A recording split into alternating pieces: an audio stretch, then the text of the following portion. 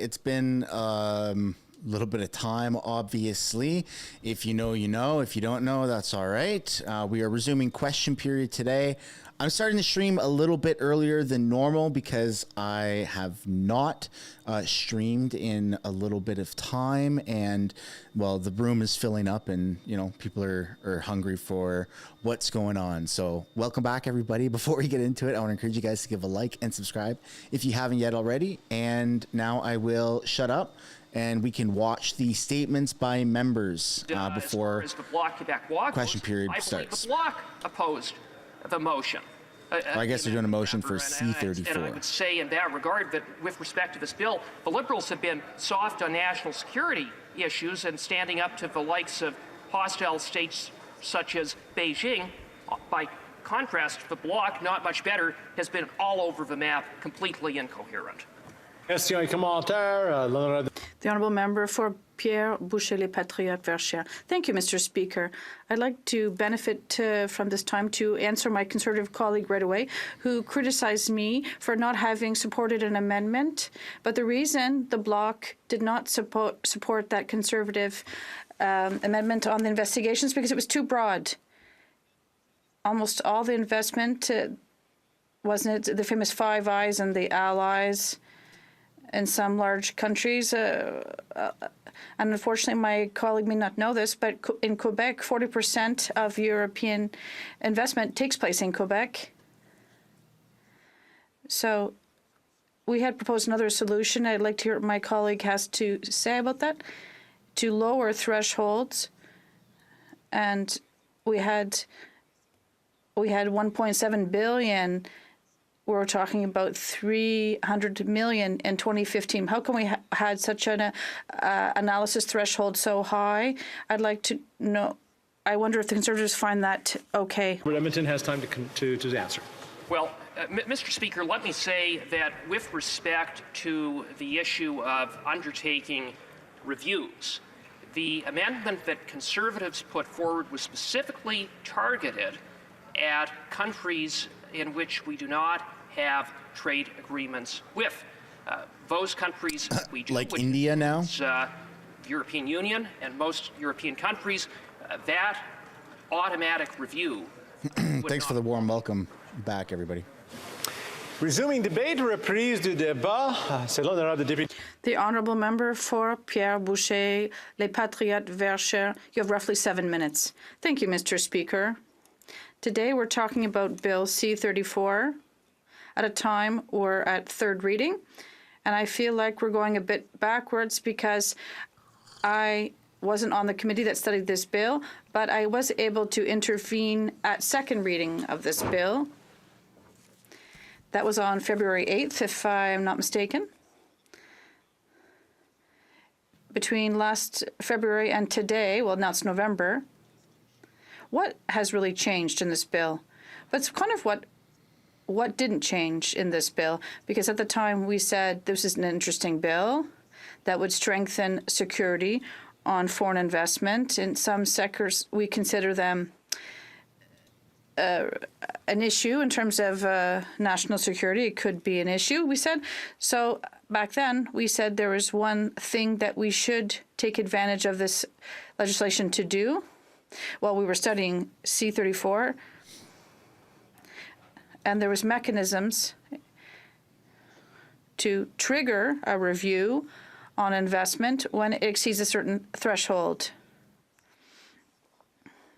to see if the investment is in Canada's net advantage.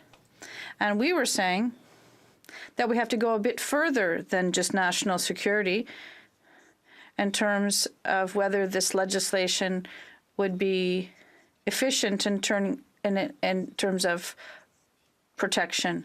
There's foreign investment here. Someone says they want to buy a company in such a manner, and when you spend a lot of money, it has an impact on all of our infrastructure and supply chains and our customs and our competition system as well. And we should have the habit of looking at whether it's a good investment or not. And this was not in C-34 at the time, and it still isn't in it today. Yes, there are some mechanisms, but they're very weak, extremely weak, Mr. Speaker. And when I was elected in 2015, Mr. Speaker, the analysis threshold was set at $300,000. We could have said, okay, there's a certain level of analysis. Perhaps I would have liked a different threshold, but a lot of companies could have been part of that to see if a company is worth $350,000 or $500,000 or $600,000 in our company that wants to be purchased by a foreign company. Is it in the clear advantage of Canadians? And I would like to have seen that, but the problem was that the Liberals came into power and the amount skyrocketed. Now we're looking at $1.7 billion. I would challenge almost everyone here in this chamber. These motions are pretty dry, eh? To see if there's a Quebec company that is worth more than $1.7 billion. There aren't very many. Yeah, I wouldn't say many are worth more than that in Quebec. You could count them on one hand, perhaps two at the most. So you could have a rich investor, or perhaps several, from any country that comes to Canada and buys everything up. And the government wouldn't say a word because the company's not worth, each of the transactions isn't worth more than $1.7 billion. That's the reality and the laissez-faire attitude of this government. Over the years, they increased the threshold, and perhaps because in Quebec, we look at natural interest, it's something that's more important for us. But in a country like Canada, it's more of a post-nation. They don't know what this idea of nation is. They don't know what their national interest is if they don't even know what their nation is. That's the issue, because the Quebec economy and the Canadian economy are very different. And perhaps this is what's the underlying issue with the government's non-intervention here. The reason they didn't take action on this file is because when we talk about our economy, when a foreign company wants to set up shop in Canada, they buy up everything and they keep a headquarters in Canada to manage their Canadian interests. And the company may be owned by someone thousands of miles away, and they say it's not important because at the end of the day there'll be a headquarters. But very often, where is this headquarters based? In Toronto. It won't be based in Montreal or Quebec or Shawinigan or Boucherville. That's very unfortunate, Mr. Speaker, because in Quebec we have many entrepreneurs who work hard to build a strong ecosystem in our country. Our economy is based on entrepreneurship, not just on an economy that's based on subsidiaries or branches like we have in Canada. Mr. Speaker, I'm not sure how much time I have left right now before we move forward, but I'd like to say that I'm very disappointed to see that the Bloc's vision, which was constructive, and to know what was want to go what was going on to analyze investment. We're not saying that we're against such investment. We just want to know if it's in our interest before we authorize it. And that's problematic. We have a government that doesn't even want to ask questions. They don't want to know whether it's national interest or not. They're just saying if it's under $1.7 billion, we're going to close our eyes on it and everything's fine. That doesn't work, and unfortunately, until we solve this issue, if Canada doesn't want to solve it within the Canadian Federation, Quebec, if it's independent, will be able to solve this one day when it will have all the levers at its full disposal to make these decisions. Thank you very much. Holy shit, that was long, man. The honourable member will have roughly 3 or 4 minutes when we return to debate on this, and then comments and questions. By members, déclaration de député. The honourable member for Nepean. Thank you, Mr. Speaker. This past summer, I visited Bangladesh, where I met Prime Minister Sheikh Hasina and other government officials. I don't think we've ever been this early for question period. Buddhist monasteries and church, and met dozens of religious minority community leaders. I met many business leaders too. With stability in the country and certainty in economic policies, Bangladesh has seen excellent economic growth for several years, thus lifting millions of its citizens from poverty.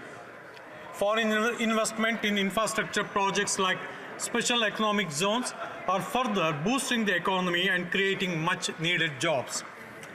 At this important time, I call on Canada to lead Western democracies to support and strengthen Bangladesh so that the country continues to protect religious minority and maintains stability.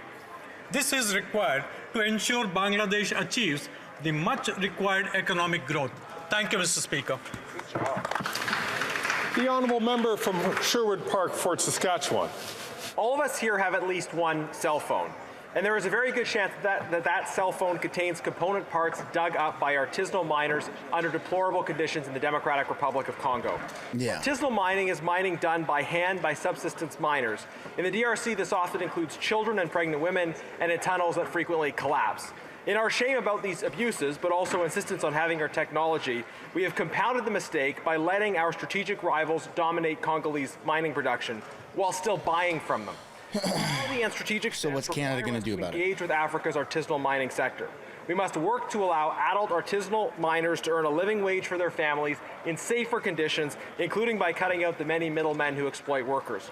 The future of the world will be shaped by who controls the DRC's vast resources, and that control should be in the hands not of colonial powers, past or present, or even of local elites. Control should be finally in the hands of the Congolese people. The honourable member from St. John's East.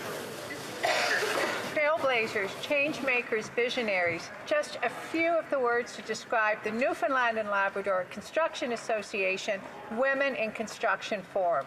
The NLCA knows that to literally build the future of this province, we all need to be at the table or the work site. And they are putting in the work to ensure increased representation. Our government is also committed to this through the Canadian Apprenticeship Strategy. Who cares? Why are you trying to force gender, inclusive, like 50-50 gender split in construction and those types of jobs? I want to congratulate everyone at the Women in Construction Forum again for their great work. Thank you. Why not just focus on who's actually qualified for the job? The honourable member for La Pointe-Lille. Mr. Speaker, during this difficult period... Those quotas, man, are frustrating. The Addis Gala yesterday showed how vibrant and diverse French songwriting is in Quebec. Among winners, we saw people like Ginette Renaud and Michel Rivard with a show with an excellent title, Around the Block. There were also prizes for people like Daniel Bélanger, Les Cowboys Fringants, and Alexandra Streleski, as well as for new artist Canen and the Acadian group Salbal. There were many different genres and generations, all under Louis-José Houd, who was moderating for the last time after 18 exceptional years. I would like to congratulate all the winners and also say that it is the entire family of Quebec songwriting who gave us a remarkable celebration, which reminds us that even in 2023, everything that is sung in French and Innu is a song of resistance. Congratulations to our artists. Long live Quebec culture. Député de Nickel Belt. Monsieur le Président, j'aimerais souligner... The Honourable Member for Nickel Belt. Mr. Speaker, I rise to speak to Remembrance Day, which invites us to thank veterans and their families and members of the armed forces. It's a time to honour all those who lost their lives, who paid the ultimate price and made the ultimate sacrifice to defend our country. So let's remove all prayers, right? According to you liberals? Seeing wars ravaging many regions of the world, we need to show our eternal gratitude to those who fought for our freedom at home. We should also recognize and thank all soldiers and peacekeepers worldwide. I'd like to thank all of the local branches of the Royal Canadian Legion, including branches 564, 503, 179, 553, 225, and 336 in Nickel Belt, for being pillars of the community. Keep our heroes in our heart on November 11th and every day, Mr. Speaker. Participate in a Remembrance Day ceremony, lest we forget. The honourable member from Oxford. Mr. Speaker, after 8 years of this Liberal NDP government, Oxford families are struggling to heat, eat, and house themselves. And after tanking, new guy. This Prime Minister is panicking and has admitted that his carbon tax is punishing Canadians. He decided to temporarily pause the carbon tax for some Canadians in some places. His flip-flop will leave 39 million Canadians out in the cold. But this Prime Minister does not seem to care. The polls are driving his policies, and he is focused on saving his job. And his own minister admitted that the Canadians get relief because they vote Liberal. This government should stop dividing Canadians and stop playing politics. It's time the Liberal members from Cambridge, Kitchener, and London do what's right, admit that the carbon tax is not worth the cost, and vote in favour of our common sense Conservative motion that will keep the heat on and take the tax off for all Canadians. The honourable member. Make it equal across Canada, right? Mr. Speaker, for the last 30 days, I've been listening to and consoling residents in Mississauga, Erin Mills, and across Canada for the deaths of thousands of innocent Palestinians and Israelis. I really join them in their pain, their grief, and their calls to action in this chamber. Parents having to explain to their You have to read the fact that you're very sorry and that you're grieving. Children, if that's the case, then that's not how you feel. Neighbors grieving the deaths of loved ones. You can say that you're grieving and that you're sad about something without reading it. And feel silence from publicizing their pain. Faith leaders fearing I'm for the grieving so much. Police to stand Flips the page. while they pray. Mr. Speaker, I hear the calls from Canadians for a humanitarian ceasefire, the release of civilian hostages, and a dedicated humanitarian corridor. We must work harder to achieve a just and lasting peace for all Palestinians and Israelis, for the sake of humanity, Mr. Speaker. Thank you. The honourable member from Dartmouth, Cole Harbour. Mr. Speaker, this week marks National Pain Awareness Week, a time to raise awareness about chronic pain, the severe impact it has on people's lives, and the resources available to support those living with pain. 1 in 5 Canadians suffer from chronic pain, a health condition with major impacts on physical and mental health. When pain goes unmanaged, it can have a significant effect on a person's everyday life, from working or going to school. It can also lead to significant health issues such as depression and higher risk substance use. Family, friends, even sometimes health workers might not understand what you are going through. If you live with pain, you know you are not alone. This week, let's have those important conversations and raise awareness about the impact of chronic pain on friends and neighbors. Thank you, Mr. Speaker. The honourable member from Edmonton Riverbend. Mr. Speaker, after 8 years, everything just keeps getting more expensive. Take the average rent in this country. Just 1 year ago, the average rent eclipsed the $2,000 mark.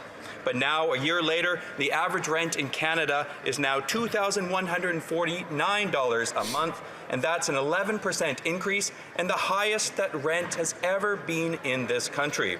Toronto and Vancouver still have the highest average rent, but other cities across the country are starting to feel the pain.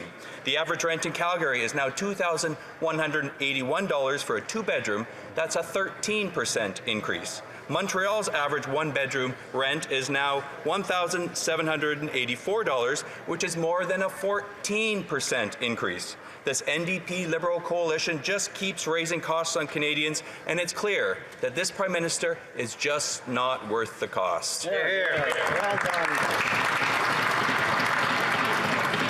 The honourable member from Aurora Oak Ridges, Richmond Hill. Thank you, Mr. Speaker. I want to talk about an important issue that affects women and girls, an issue that is when's the carbon tax vote? And shame, period poverty. It's the lack of access to sanitary products and facilities that prevent women and girls from participating in essential activities, like attending school, and has a profound impact on their futures. In Canada alone, 34% of women and girls have had to give up something else in their budget to afford menstrual products. Today, I'd like to What time is the carbon tax vote, everyone? Founder and executive director of Help. I need the deets on that. Her reusable pad program was released. I would like to stream it. It just depends what time it is. 3 p.m. Works with grassroots organizations. Oh, right after QP? All right. York Region in my riding, who sold these reusable pads. Let's do it. Has incredible community support. I was recently at a fundraiser, but our government also helps, and I'm so proud of that.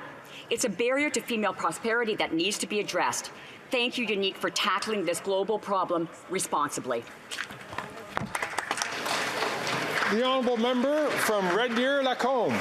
Mr. Speaker, the Prime Minister's plan to quadruple taxes on essentials is a heavy blow to Canadians, but this government has chosen to spare only 3%, of Canadians in a crass, calculated move. The Liberal temporary pause on the tax for home heating oil is a mere gimmick that won't provide relief to 97% of Canadians. Even the top-up for rural Canadians won't cover the cost of a Big Mac value meal each month. It's time to call these measures what they are: empty gestures that won't truly assist struggling families. And let's not forget that just a year ago, Liberal MPs voted to keep the tax on home heating. And the Rural Affairs Minister's response was heartless, implying that the only way to get relief from Liberal taxes is to somehow elect more Liberals. The common sense Conservative promise is straightforward: no gimmicks, no temporary measures. Conservatives pledge to axe the inflationary carbon taxes for good and bring lower prices home to Canadians. It's time for real relief. It's time to axe the tax. Yeah, buddy. Oh, I'm glad I'm back on the day that they do the vote. Speaker, winter is coming and Manitobans are hot out of the Holy shit, folks. As the Prime Minister's We almost got 2,000 people in here before question period starts. From their home heating fuels. I'm gonna pause that for a second. I just want to encourage everyone to take this time now to hit that like button. Let's try and get thousands more in here if we possibly can. This is obviously going to be a very intense and emotional question period, now that I'm aware that there is a carbon tax vote happening immediately after. Toba, but not even one of them is willing to stand up for our province. Today, the MPs from Winnipeg South and St. Vital, St. Boniface, St. Vital can do the right thing and vote to scrap the carbon tax off the constituents' home heating. Instead of worrying about what the Prime Minister thinks, they should care more about the hundreds of thousands of people that each are supposed to represent. I challenge these MPs from Winnipeg South and St. Boniface, St. Vital to scrap their Prime Minister's poor judgment and vote this afternoon to take the carbon tax off so their constituents can keep the heat on. The honourable member from Richmond East. Mr. Speaker, yesterday I joined friends and colleagues from this House for a remembrance ceremony at Mount Hope Cemetery in the Waterloo region to commemorate the service of Private Buckham Singh. His grave is one of the only resting places of a Sikh Canadian soldier from World War I. In 1907, Buckham Singh Bains came to Canada at the age of 14. In 1915, he enrolled in the Canadian Expeditionary Force and served in the 20th Infantry Battalion. Buckham Singh served in the fields of Flanders and was wounded twice. After recovering in hospital, he returned to Canada, where he would pass away in 1919 and was laid to rest with full honors. Every Remembrance Day, we should all pay our respects at cenotaphs from coast to coast to coast and commemorate those who made the ultimate sacrifice for freedoms we enjoy. It is a privilege for me to stand in the House today to recognize Private Buckham Singh Bains, a great uncle from my ancestral village of Malpur, Punjab, tell this story of shared heritage, patriotic duty, and unite Canadians in commemoration of courage and service that shaped the history of Canada. We will remember all of them.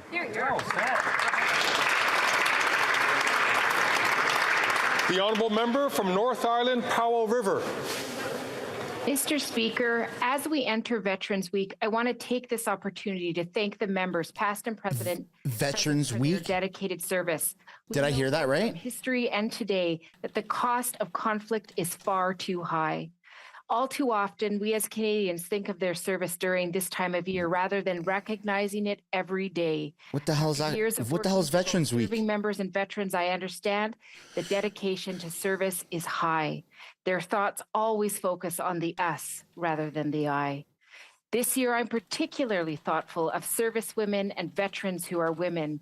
I know they have served, and those realities, both past and present, are all too often left invisible. They participate in Remembrance Day services wearing their medals of civilian gear. Are those your father's, husband's, or son's medals? This year, let Canadians It is a new thing. seeing veterans, all of them, to acknowledge and appreciate their service. Thank you to all the women who have or are serving. I see you, lest we forget. Yesterday started the first day of Veterans Week. L'honorable député.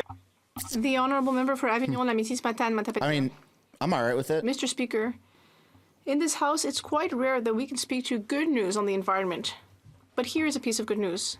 Washington State wants to join Quebec and California's carbon market. Don't forget, though, Pride That would gets be a a real month. step forward toward creating a North American carbon market. That's what Quebec dreamed of when it created that tool 10 years ago. What Washington is doing should inspire Canadian provinces. It's not only the environmental decision to make, but also that's what allows Quebec to be exempted from the federal carbon tax. If Canadian provinces are tired of being under the federal carbon tax, they can get rid of it in the blink of an eye.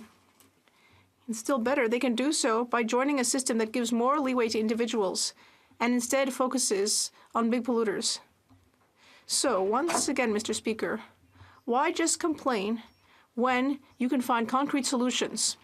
The honourable member from Leeds, Grenville, Thousand Islands and Rideau Lakes.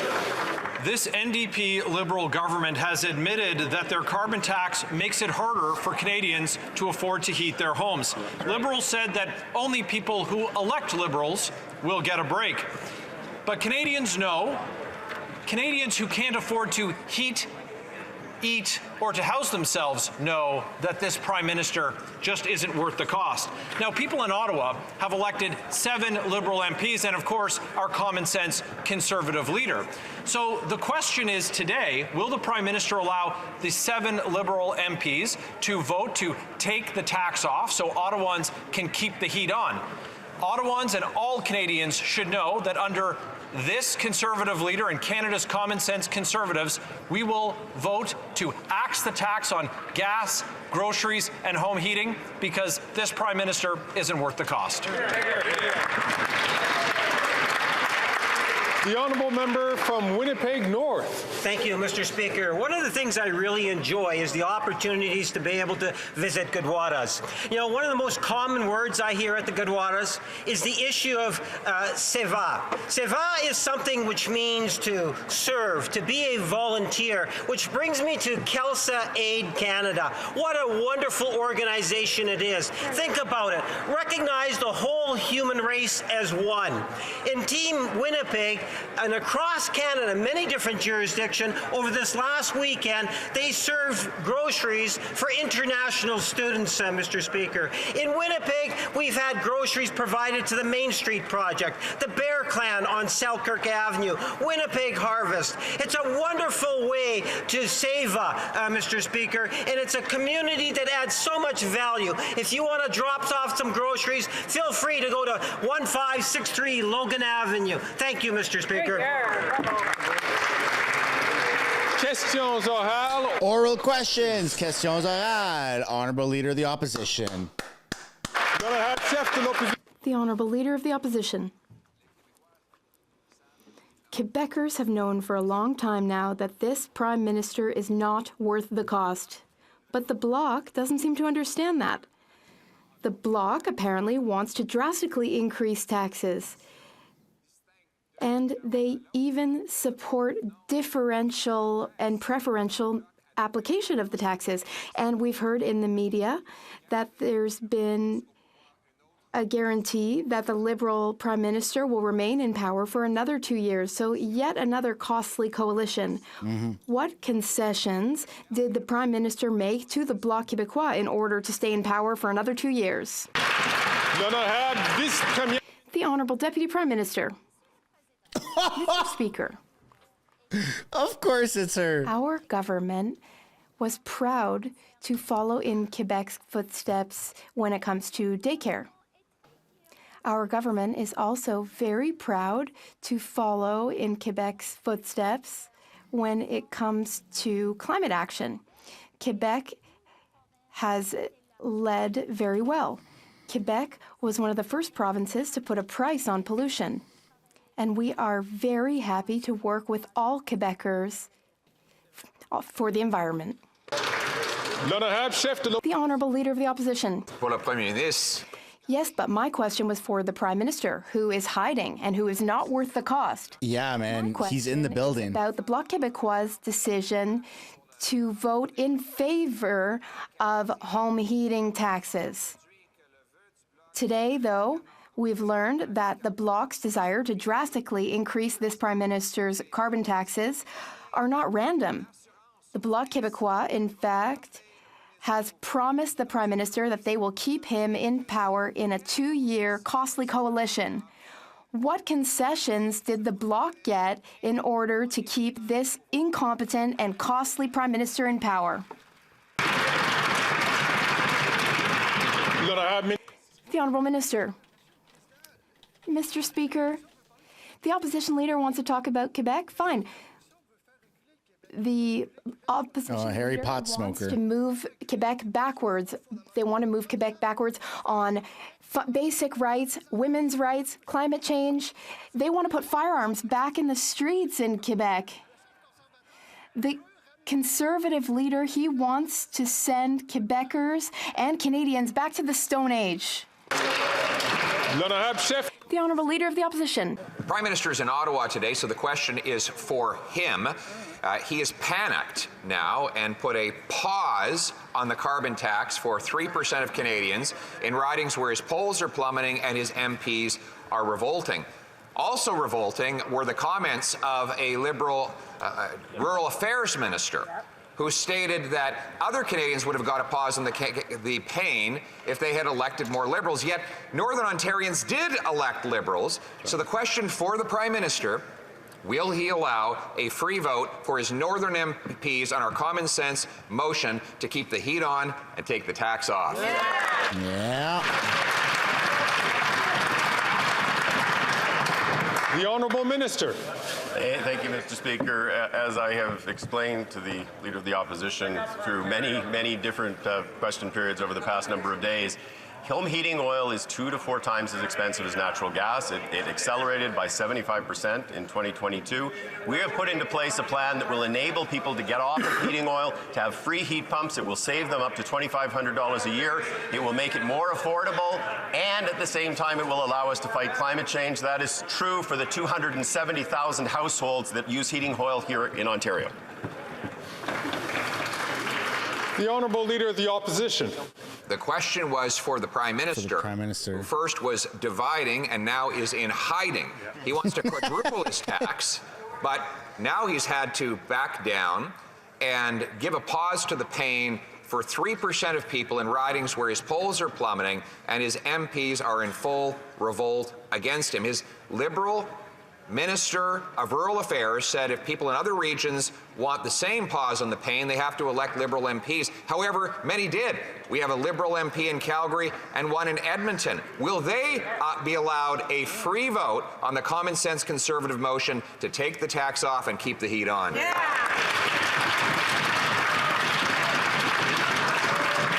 The Honourable Minister.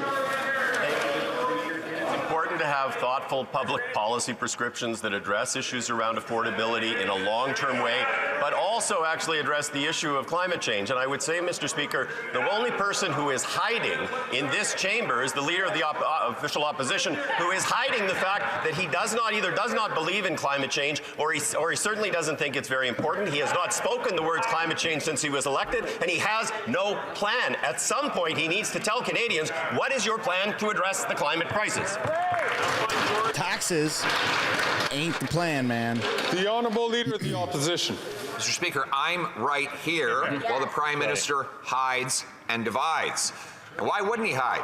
After all, he's in panic mode. He first promised to quadruple the tax on everyone, and then after I beat him in that debate, he decided to back down and lift the tax off 3% of people for a short period of time. His Rural Affairs Minister said that if other Canadians wanted the same pause from the pain, they needed to elect more Liberals. Well, Thunder Bay elected 2 Liberals. It's a very cold place.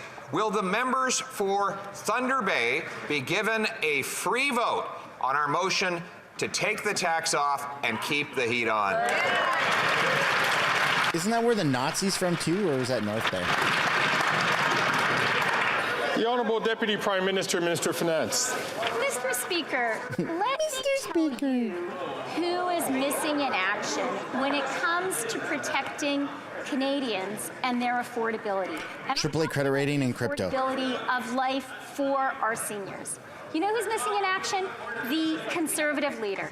It took him 29 days to speak up for the Canada Pension Plan. But none of us should have been surprised, because last year he sought to eviscerate that plan, which is so important to every single Canadian, by seeking to freeze contributions. We can't trust Conservatives with our pensions or anything else.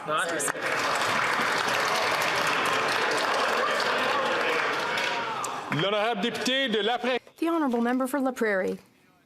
Mr. Speaker, last week, TVA had to lay off 1/3 of its workforce.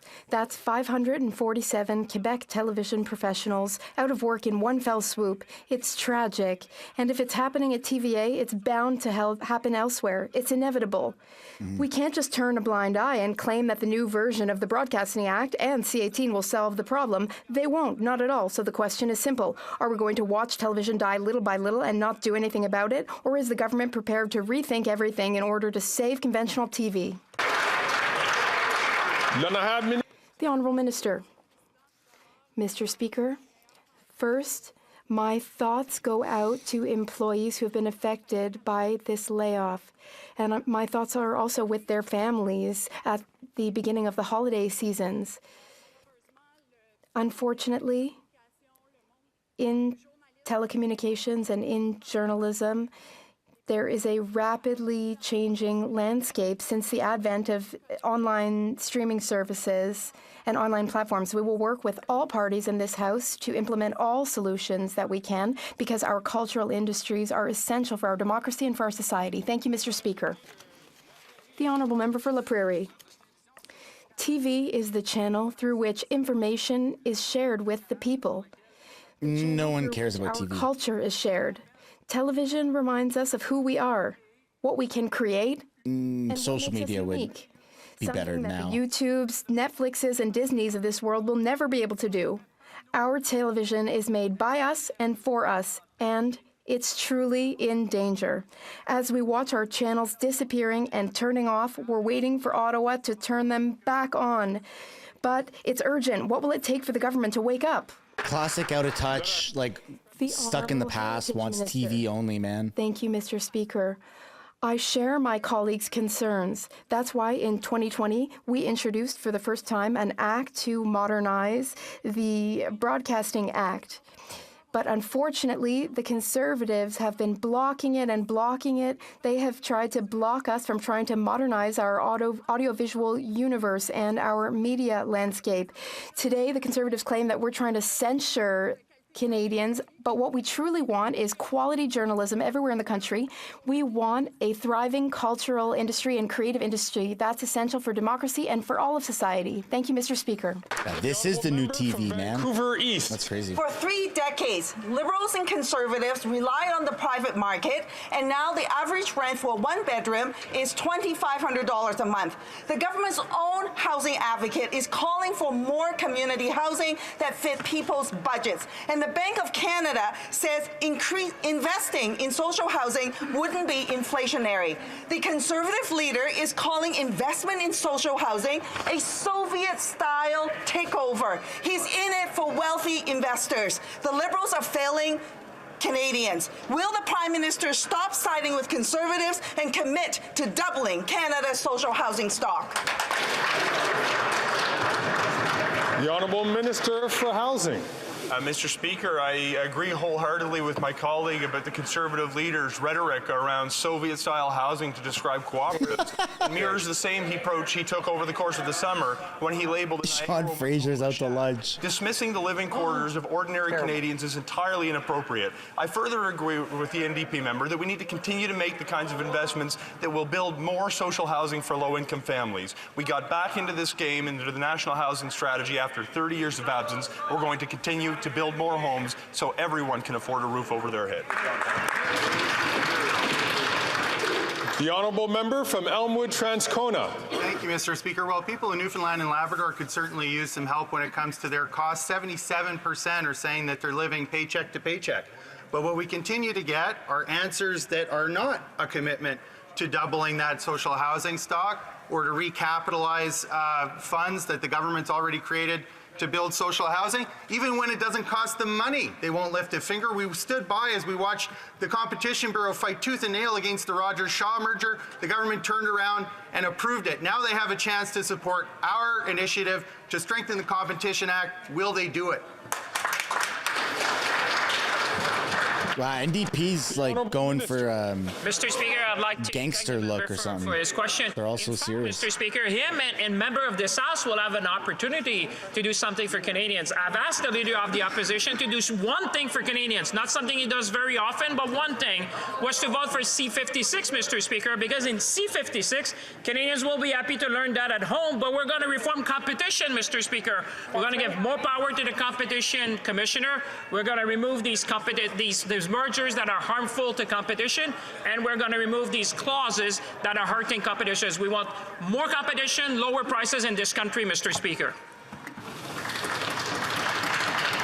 The Honourable Leader of the Opposition. The NDP voted 16 times in favor of the carbon tax. Its leader has supported quadrupling the tax on the home heating of every single Canadian. But after working-class union households have been abandoning his party for the Conservatives in droves, he has now flip-flopped. But that has involved the courage of admitting he was wrong. Will the Prime Minister show the same courage and admit he, just like the NDP leader, is dead wrong and vote for our common sense motion to keep the heat on and take the tax off? Yes, sir. Yes, sir. The Honourable Minister. Mr. Speaker, I find it helpful when you deal with people who are closest to the problem. And in Atlantic, Canada, we have an Ecology Action Centre based in Halifax who wrote a statement that I think was prescient to the debate that's going on here. It says, energy poverty and climate change represent a direct threat to working class people in Nova Scotia. As a society, we must work together to ensure households with low incomes can transition away from expensive fossil fuels to technologies like heat pumps that are cheaper, better for our health, and afford us the comforts associated with heating and cooling. Policy makers are finally rising to meet the challenge, Mr. Speaker. The Honourable Member from Regina Capel. Is Shear standing up? Here's the Prime Minister is just not worth the cost. Now he wants to quadruple the tax on home heating, gas, and groceries. But he decided to pause the pain for just 3% of families in areas where he's plummeting in the polls and his MPs are revolting.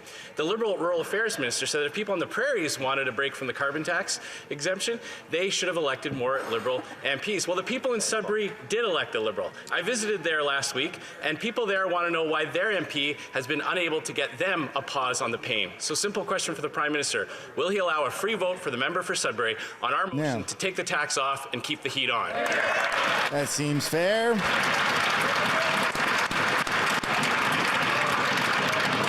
The Honourable Minister. Thank you, Mr. Speaker. I think it's important for Canadians that people are serious in terms of bringing forward policy prescriptions, not simply taglines. We have put into place measures that will address a critical affordability issue.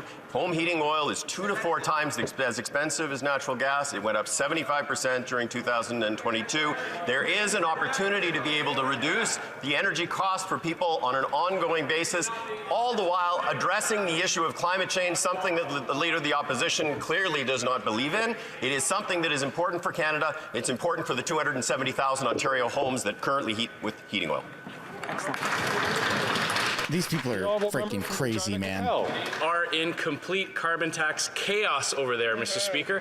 Their pause on the pain doesn't apply to 97% of Canadians, and it punishes those who use cleaner Canadian natural gas and propane to heat their homes. What did the Liberal Rural Affairs Minister have to say? She said, well, if people in other areas want the pause too, they should elect Liberals. Well, the people in North Bay did elect a Liberal MP. So again, to the Prime Minister, Mr. Speaker, will he allow a free vote so that the members from North Bay can vote on our motion to take the tax off and keep the heat on?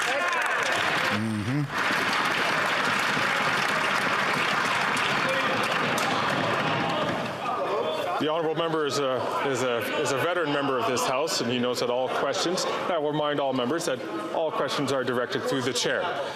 Oh, stop power tripping. Thank you very much, Mr. Speaker. And as I said last week, it would be great if in this House we could have debates about how we fight climate change, not whether we fight climate change, because in 2023... Adam always looks like he's one sentence away from crying. Climate emergency, and Canadians know how important it is to fight climate change, and they know that on this point, the Conservatives have absolutely no plan. When you don't have a plan for the environment, you don't have a plan for the economy, Mr. Speaker, those Conservatives continue to be risky and irresponsible, and they're certainly not worth that risk. The honourable member from Thornhill. Years of this Liberal NDP government, the Prime Minister's carbon tax is making it impossible for Canadians to heat their homes this winter. That's especially true right here in soon-to-be frigid Ottawa.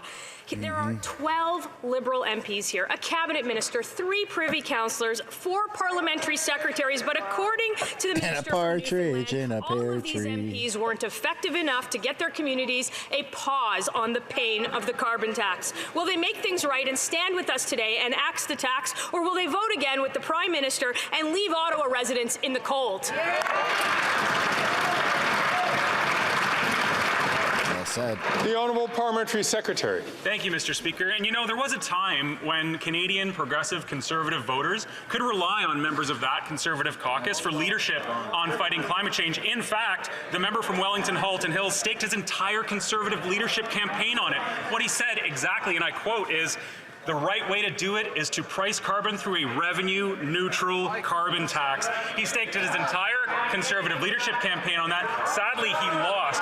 But you know, Mr. Speaker, I agree with him when he said we don't have a plan to fight climate change and reduce emissions, then we won't win the next election. That was true in 2019, that was true in 2021, and it's true today. People do not care about that. They want affordability. The honourable member from Thornhill. If the Prime Minister can pause the pain for some Canadians, then surely he can do it for all Canadians. These Liberal MPs should be demanding that. But they are missing in action. Like the MIA Liberals from the GTA, like that member. Their communities want relief from this costly coalition, but they've been hiding for a week, so I'll give them the chance to show up now. Will the Prime Minister allow the members whose phone number starts with 905 a free vote to take the tax off so their communities can keep the heat on? Well said, Melissa. The Honourable Government House Leader. Thank you, Mr. Speaker. Mr. Speaker, what my honourable colleagues could continue to forget is that this policy does apply right across the country. That's so right. whether you are in the GTA, whether you are in Northern Ontario, whether you are in Saskatchewan or Manitoba or anywhere else in this country, the price on pollution has been removed for those that use home heating oil, Mr. Speaker. It would be good if the Conservatives actually focused on the facts and allowed us to debate climate change and how we're going to fight it, not if climate change is real or not. Thank you, Mr. Speaker. Good answer. Yes, good job, Queen. That's what they say to each other, right? The honourable member from Kenora. The Prime Minister is planning to quadruple the tax on heat, gas, and groceries, but he decided to pause the pain for 3% of families in areas where he's plummeting in the polls and where his MPs are revolting. The Liberal Rural Affairs Minister has said if others wanted the pause, then they should have voted Liberal. But people in Nickel Belt voted for a Liberal MP, Mr. Speaker, yet they are not seeing a pause in this tax. So will the Prime Minister today allow the member from Nickel Belt a free vote to vote with us to take the tax off and keep the heat on for people in Northern Ontario and right across the country?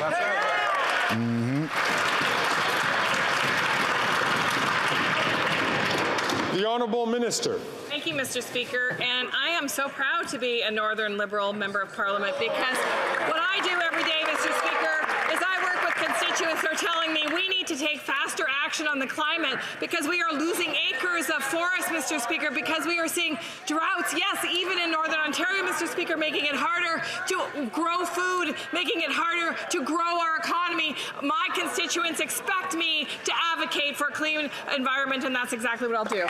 Taxes are going to save the world, apparently. The Honourable Member for Montarville. Mr. Speaker, let's talk about immigration targets. Allow me to cite a document. Starting in 2026, set the annual immigration target at some 500,000 immigrants if the population reaches 40 million as planned. You might think that I'm quoting the plan that the Liberals announced last week. But no, I'm quoting McKinsey's Century Initiative.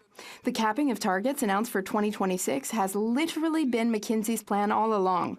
When is the federal government going to adjust the targets based on our integration capacity instead of blindly following the advice of McKinsey, which is a private company that literally manages immigration in Canada? Reminder, everyone, if you haven't yet, hit that like button on the video. The Honourable Immigration Minister. Mr. Speaker, I think that's an odd comment. The Bloc is so out of left field.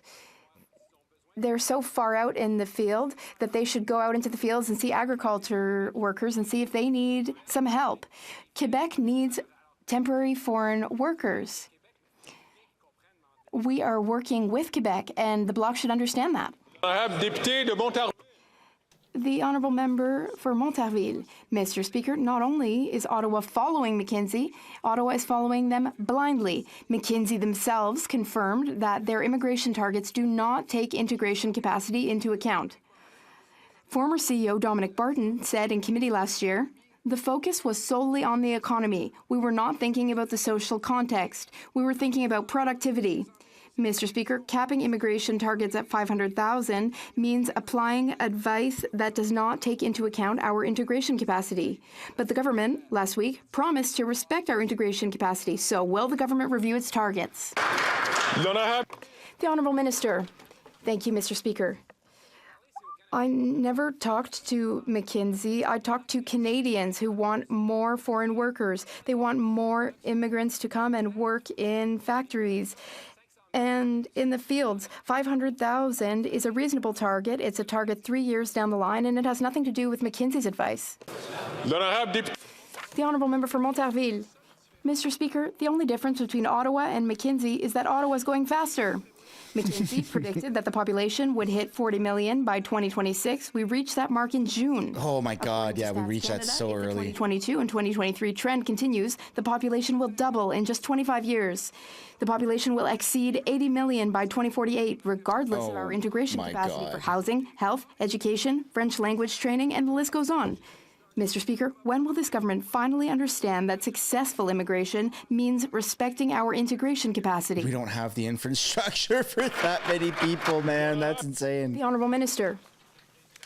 Mr. Speaker, over the past year, Canadians have asked us to do more when it comes to integration capacity. But what people have also told me is that we need immigration to help our businesses grow. There is still a labour shortage. The approach that we need to prioritize is to be more strategic with our targets. We tabled new strategic targets just recently, and the Bloc should be comforted by that. If they like immigration, and if they don't, then let them say so. From Parry Sound, Muskoka. The Prime Minister plans to quadruple the carbon tax on heat, gas, and groceries. Now, he decided to pause the pain for 3% of families where his poll numbers were plummeting and his MPs were revolting. The Liberal Rural Affairs Minister said if people in the prairies wanted a carbon tax break, they should elect Liberals. Well, the people in Sault Ste. Marie, Mr. Speaker, did elect a Liberal MP, and yet the majority of his constituents are not getting the break. Will the Prime Minister allow the MP from Sault Ste. Marie to freely vote to take the tax off and keep the heat on for the people of the Sioux?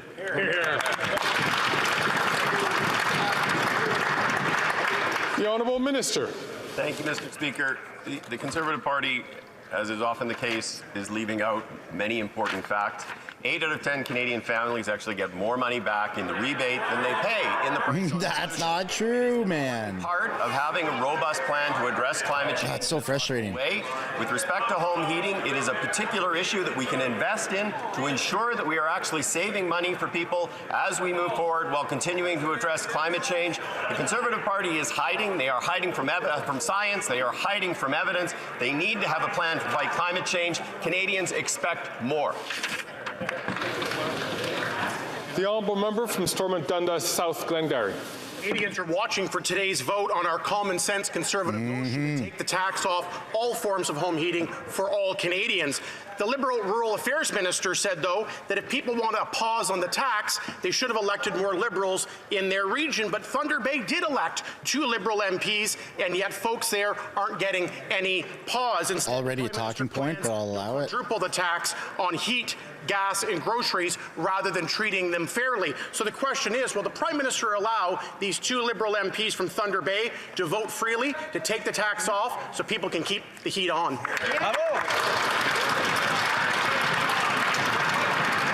I wish more Canadians paid attention to this stuff. Mr. Speaker, again, the Conservatives continue to spread information in this chamber. This pause on the price on pollution on home heating oil applies right across the country, despite what the Conservatives keep saying. But what is particularly concerning, and I think I speak on behalf of every Ontario Member of Parliament and many Ontario residents, is every time they say common sense, it brings up the terrible memories of the Mike Harris years, when not only did they slash public services, but they slashed them in such incredible ways that led to things like Walkerton. Mr. Speaker, Ontarians remember, and they're not going to elect common sense Conservatives again. Thank you, Mr. Speaker.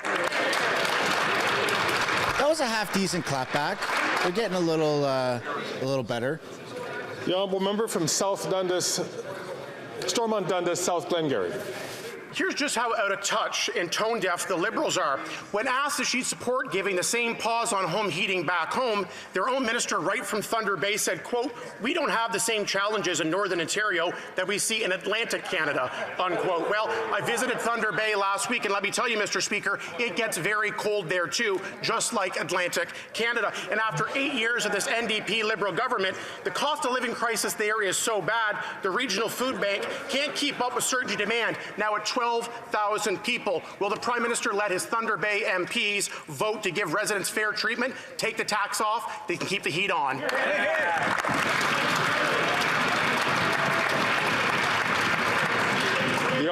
The Honourable Deputy Prime Minister and Minister of Finance. Mr. Speaker, the Conservative Provincial Finance Minister of Ontario knows that pensions matter for the people of Ontario. That's why he wrote me a letter asking me to convene a meeting of all the provincial finance ministers to defend our pensions. Will the Conservative MPs from Ontario be equally courageous and responsible in defending the pensions of the people of Ontario and support our effort to keep the pensions of all Canadians safe? Bravo.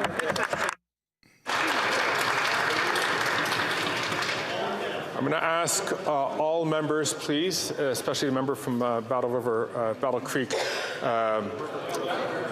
Battle River Crowfoot. Come on, buddy. Please. You got one job. Listen to the responses which are offered and to take the floor. And I'd ask all members to listen to that member when that member does take. Just a reminder, everybody, check to see if you're subscribed. Palestinian Canadians in my riding did everything possible to work with Global Affairs Canada to get their loved ones out of Gaza.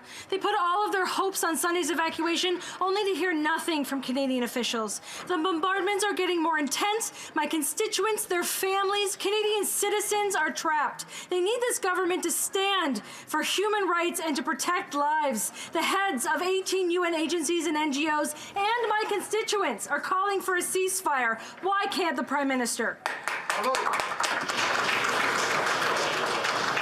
The Honourable Parliamentary Secretary. Thank you, Speaker. The situation in Gaza is dire, and many Canadians are worried about their loved ones. What is happening on the ground is fluid and unpredictable, and we know there are delays at the Rafah crossing for all countries. I want to reassure Canadians that we are in regular contact with Egypt and Israel to push for Canadians to leave as soon as possible. We continually try to reach all Canadians, permanent residents, and their immediate family members to convey the latest information. Mr. Speaker, that's why we continue to call for humanitarian pauses for Canadians to get out, for aid to get in, and for all hostages to be released. Thank you, Mr. Speaker. The Honourable Member for Windsor West. Mr. Speaker, 18 United Nations agencies and international NGOs, including UNICEF and Save the Children, called for an immediate ceasefire in Israel-Palestine, expressing shock and horror at the mounting death toll from the conflict, saying it's a graveyard for children. It's been 30 days. Enough is enough. The UN and the NGO heads said in a rare joint statement, this must stop now. When will this government... I think they might stop it today because of the speech. And that's an immediate ceasefire to save the children right now. Yeah, I think they're going to really highly consider it. The Honourable Parliamentary. I'm glad he brought that up. Thank you, Mr. Speaker. We unequivocally condemn the Hamas terrorist attack. The price of justice cannot be the continued suffering of all Palestinian civilians. What is unfolding in Gaza is a human tragedy. The Minister of Foreign Affairs has been to the region twice to oversee our efforts to help Canadians, but also to de-escalate the situation. That's why we continue to call for international humanitarian law to be upheld and for humanitarian pauses so that Canadians can leave, humanitarian aid can get in, and all hostages are released. Canada is committed to a goal of a just and lasting peace in the Middle East. And you will single-handedly do it, Liberals. The Honourable Member from Yukon. You just have to fly out there. Mr. Speaker, we know that many Canadian families are struggling to make ends meet. And this is particularly the case in the Yukon, where more than half of families spend over 30% of their income on housing. The Minister of National Revenue recently made an important announcement alongside Ms. Tracy Ann McPhee, Yukon Minister of Health and Social Services. Can the Minister of National Revenue inform the House of this announcement and how it will affect our Yukon families? The Honourable Minister. Thank you, Mr. Speaker. I'm proud to announce that Yukon families can now apply for the Canada Child Benefit when registering for the birth of their newborn through the automated benefits application service of Yukon Vital Statistics Office. It's the quickest and easiest way to apply for and receive the benefit. It's more than $5,500 on average per year for Yukon families. Thank you, Mr. Speaker. The Honourable Member for Mégantic-L'Érable. After 8 years of this Liberal government, this Prime Minister is not worth the cost, and they want to stay in power for the next two years. The Liberal Bloc coalition will vote against our motion to eliminate or pause the carbon tax on all forms of heating. Yes, it's expensive to vote for the Bloc as well. Does it not bother the Bloc to vote the Liberals for the next 2 years? What promise did the Prime Minister make for the unconditional support of the Bloc? The Honourable Minister. We seem to have found ourselves in a time machine here. They wanted to make us... Oh, you got a mask in the back. ...back in terms of the rights of women and take steps back in terms of climate change and the fight against it. They're not even able to describe climate change. They want to bring us back to the Stone Age. The Honourable Member for Mégantic-L'Érable. We're looking at a government from the Stone Age. We are going to vote on a motion that will require the government to pause all carbon tax on home heating for all Canadians. The Bloc has chosen its camp. They want to radically increase the carbon tax, and it's imposed, it's in favor of a 20% extra tax to each litre of gas. It's expensive to vote Bloc. What did the Prime Minister promise its partner, the Bloc, to raise taxes on the backs of all Quebecers? The Honourable Minister. Mr. Speaker, for a rare time, I agree with my colleague.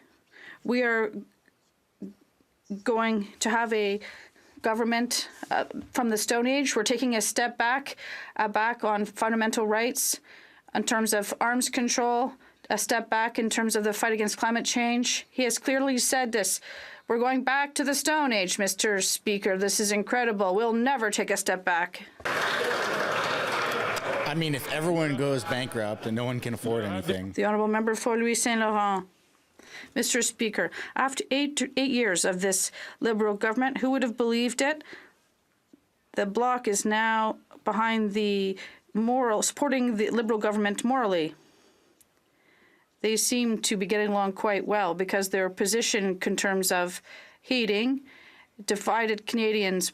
But that's exactly what the Bloc wants to do, divide and create problems. The Bloc wants to radically increase carbon tax.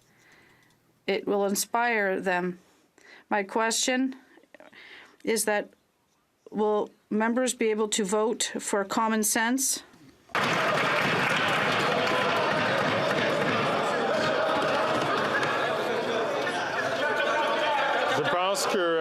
This is turning into a zoo in there. Would like colleagues order. I think all colleagues would like to hear the answer from the Honourable Minister. The Honourable Minister. Mr. Speaker, my colleague was the last person to speak at the National Assembly before the adoption of the carbon market. It was adopted via unanimous consent. If he didn't like it then, why didn't he raise his voice then and speak against it? Why did he change his position today? Because he didn't speak out against unanimity at the time.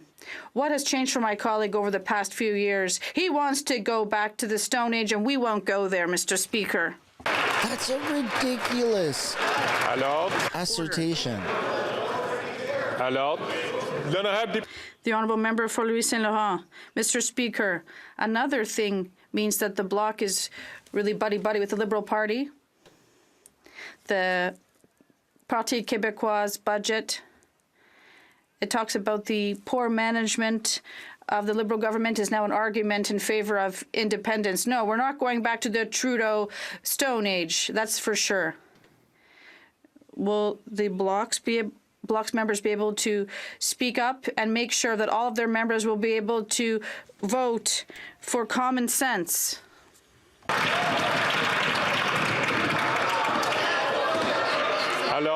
Order. The Honourable Minister. Thank you, Mr. Speaker. We're seeing once again that every time a Conservative member rises, there's something hiding. They're not able to say the truth. They're not able to take responsibility for what they did in the past. It's really rare when you have a Quebec colleague. Well, when they supported the carbon market, they should have been proud of what happened in Quebec and proud to be able to protect the environment across Canada. The Honourable Member for Rivière-du-Nord.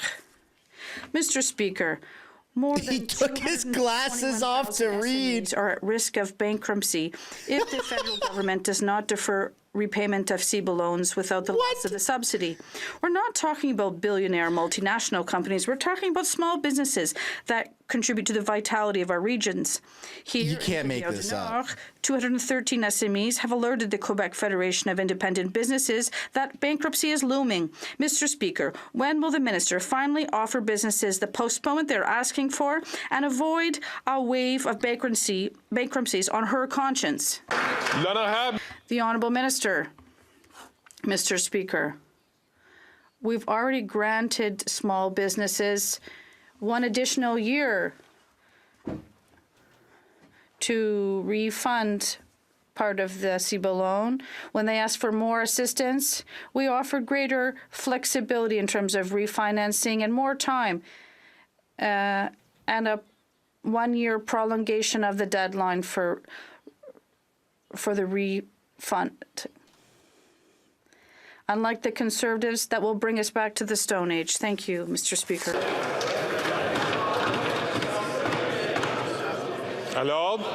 Order. The Honourable Member for Trois-Rivières.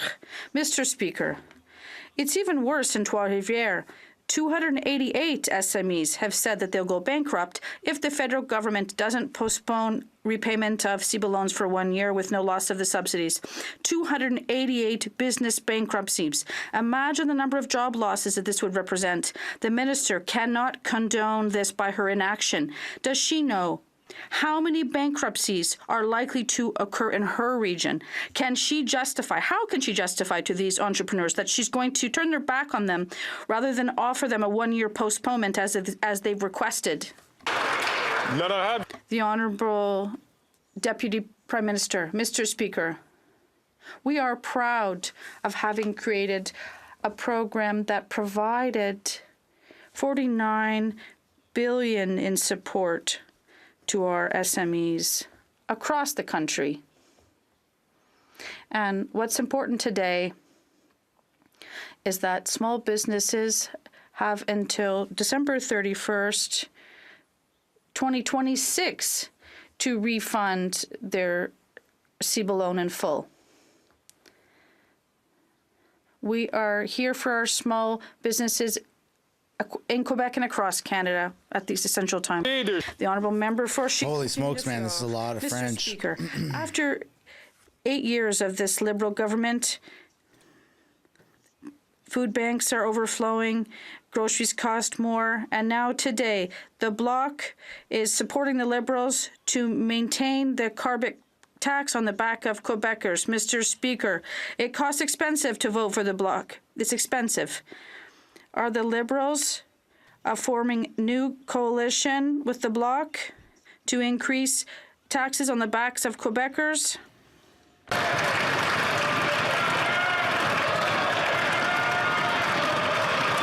Wow, look at the Conservatives, man.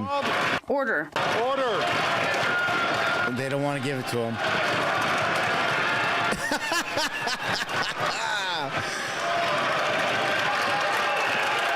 He's going to cut the mic.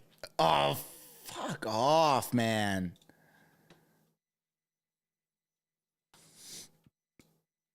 What a power-tripping little child.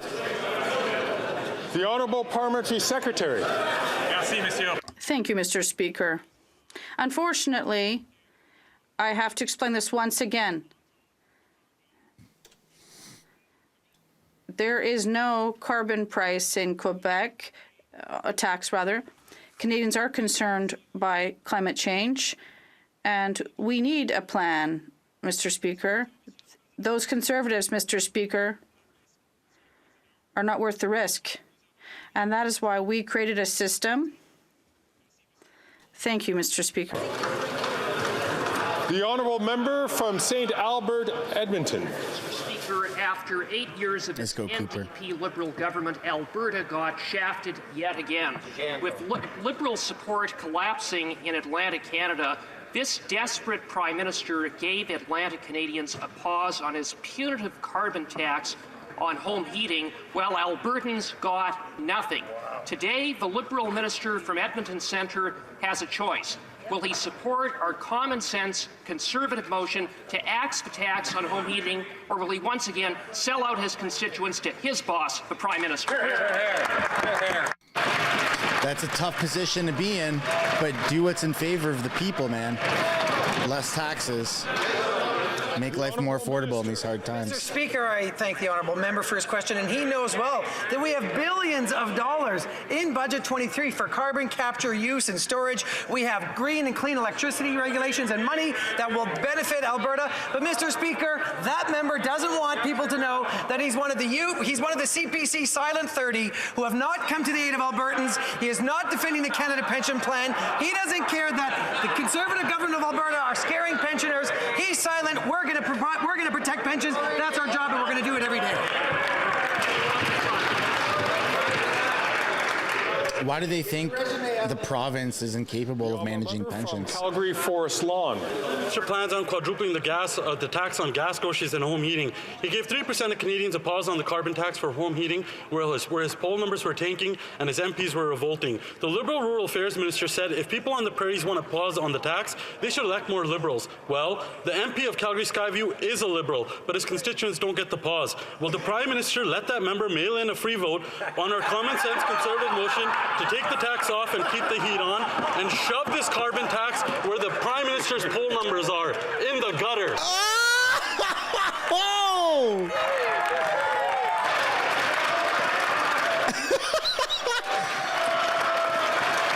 He's getting more and more ruthless.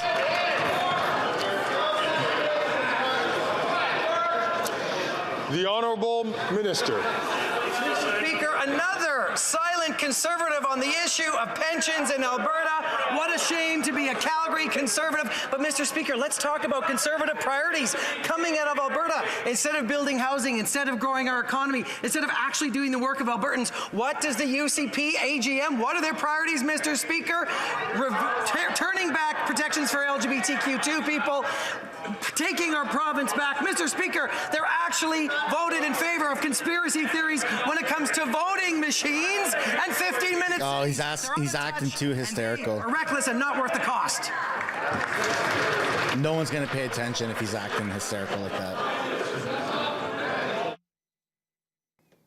Well, House Speaker did what he does best. Interrupt. I ask all members to please listen to their whips in terms of having more order in this House so that we can hear not only the questions, but the answers. Should there be any answers? Dorval Lachine LaSalle. Thank you, Mr. Speaker.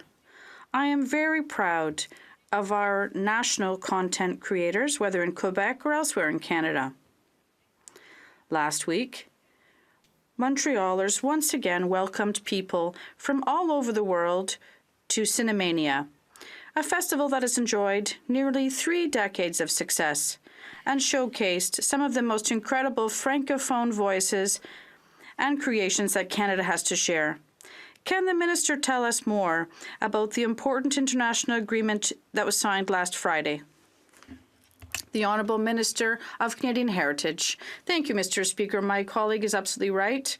Canada last week welcomed for the first time in Canada the President of Switzerland, and my colleague, the Minister of Foreign Affairs, signed a co-protection audiovisual agreement to increase the number of films and projects with higher budgets. So it's an excellent piece of news for our creators in Canada. This was international efforts. We're going to continue to support our audiovisual producers because we know how important they are in Canada. From Portage, Lisgar.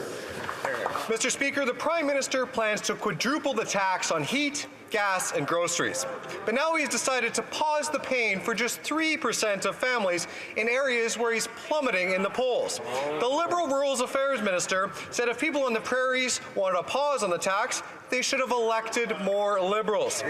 But the people in St. Boniface, St. Vital did elect a Liberal MP, and yet his constituents aren't getting the pause. So the question is, will the Prime Minister allow the MP for St. Boniface, St. Vital to freely vote to take the tax off, keep the heat on for his constituents? Yeah. Good job, new guy. The Honourable Minister. Thank you, Mr. Speaker. The member is talking about a national program that risks to get rid of polluting, expensive home heating oil and to transition those homes with free heat pumps into those homes. Mr. Speaker, this national program is applicable across Canada. It's applicable in Manitoba, where are thousands of people who use home heating oil. It's great for the environment. It's great for affordability. I plan to support this. The Honourable Member from Charleswood, St. James, Assiniboia, Headingley. The Prime Minister plans to quadruple the tax on heat, gas, and groceries. But then he decided to pause the pain for 3% of families in areas where he was plummeting in the polls and his MPs were revolting. The Liberal Rural Affairs Minister actually said if people on the prairies wanted a pause on the tax, they should have elected more Liberals. But here's the thing, the people of Winnipeg South Centre did elect a Liberal MP, and yet his constituents are not getting the pause. Will the Prime Minister allow that MP from Winnipeg South Centre a free vote to take the tax off and keep the heat on for people in his community?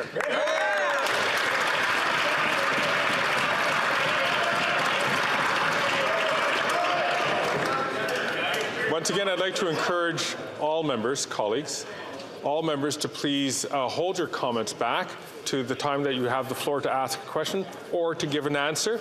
That way we can hear everything that's going on from all ends of the House.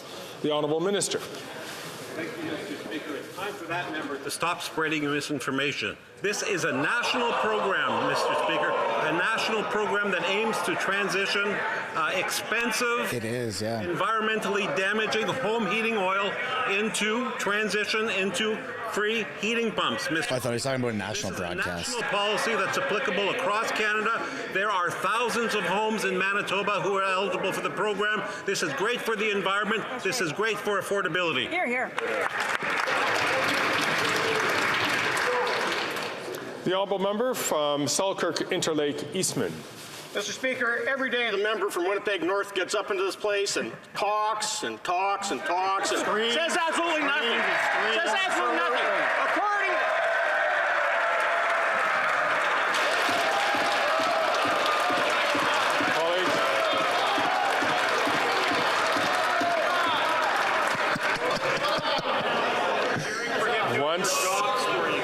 Once again,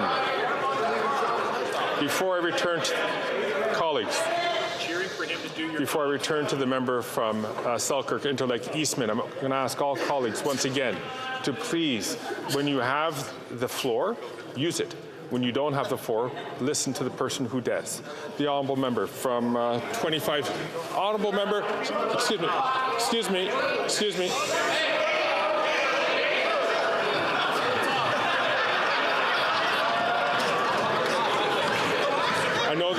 I know the honourable member is anxious. I'd like to give the honourable member the opportunity to start his question from the top, please.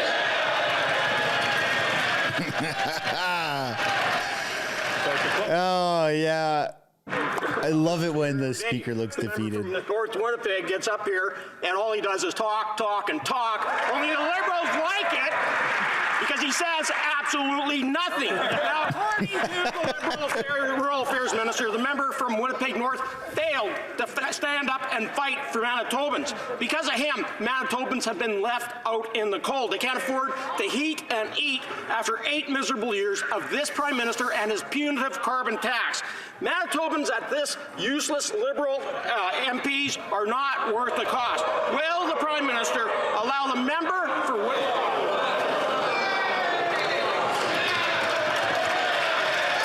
There you go. That's what I love about Conservatives. They just support each other no matter what. I would have liked to have heard the honourable member's end of question. Unfortunately, the honourable member's time had expired and then some. This is a reason why it's important for both sides of the House to please allow the member to ask a question without interrupting so that we can hear the question and the member can profit from the full time that the member would be entitled to. Is the Honourable Parliamentary Secretary. Yes, thank you, Mr. Speaker. The member wants to hear more from me. I'm happy to go. At the end of the day, I want to remind members across the way, an issue with the Conservative Party. Remember, I always say they're like a fish on a dock, flip-flopping all over the place, Mr. Speaker? That applies on the carbon price, too. I'll tell you what the leader of the Conservative Party doesn't tell Canadians. He's going to take away the rebate, Mr. Speaker. That's going to take out of the pockets 80% of the constituents of Winnipeg North, the people I represent, money out of their pocket. Shame on the leader for the official opposition for being so reckless and risky, Mr. Speaker.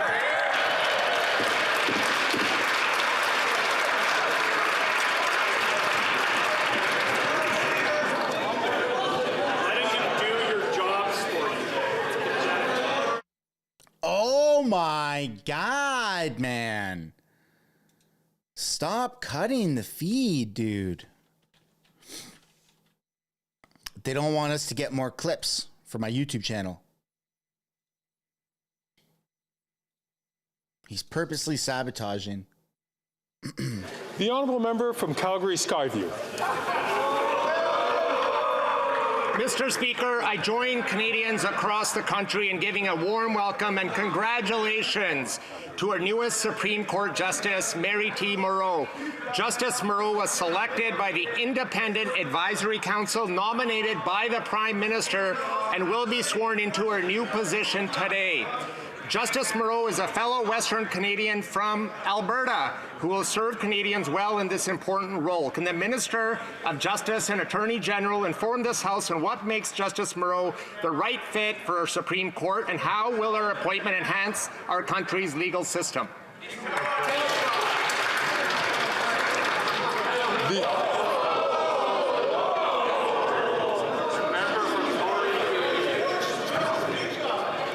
Oh my God! The Honourable Minister of Justice and Attorney General for Canada.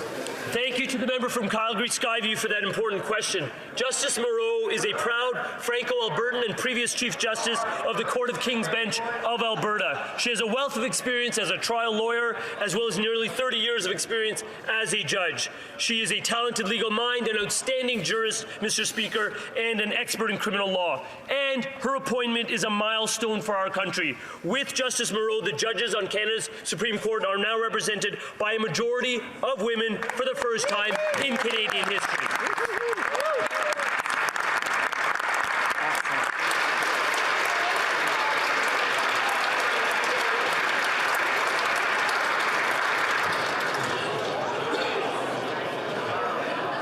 The Honourable Member from North Island, Powell River.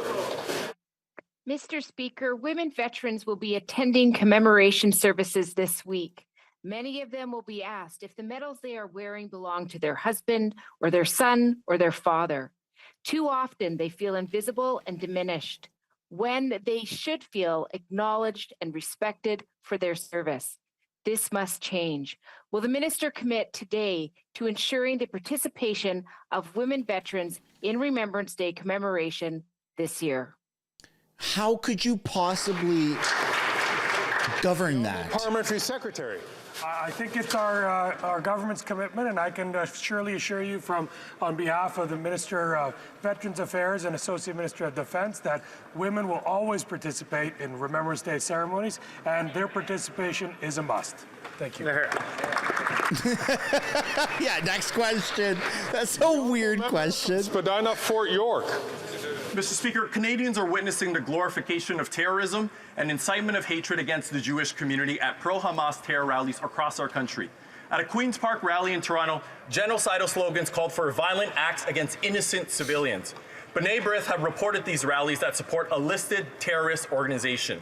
Mr. Speaker, why has the Minister of Justice and Attorney General of Canada been silent on such grotesque displays of anti-Semitism and incitement? Has he asked his provincial and territorial counterparts to enforce Canada's hate propaganda laws? Mr. Speaker, Canadians believe in the rule of law, not mob rule.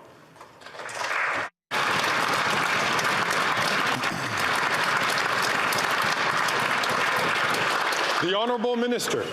Mr. Speaker, far from being silent, our government has condemned all incitements to violence, all expressions of hate.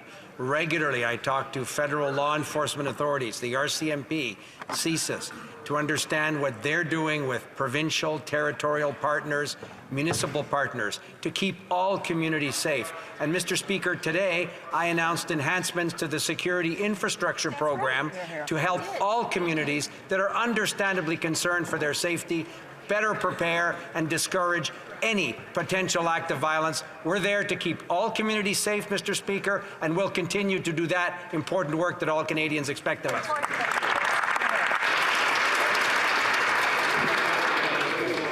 And with that comes the end of question period. I see on a rising point of order is the Honourable Member from Battle River, Crowfoot.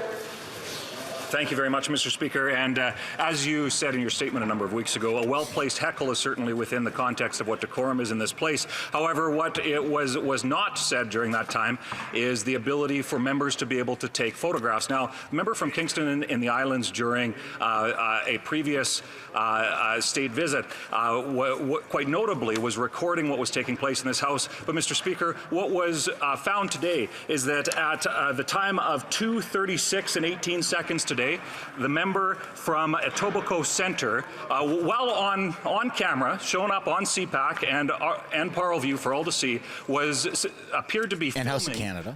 The proceedings of this place, while the member from Milton was not answering a question but responding to a question, Mr. Speaker. I would ask that you take a look at the video and that member apologize for so willfully disregarding the order and decorum that we expect all in this place to ensure that we can take our debate seriously here. Hey, hey!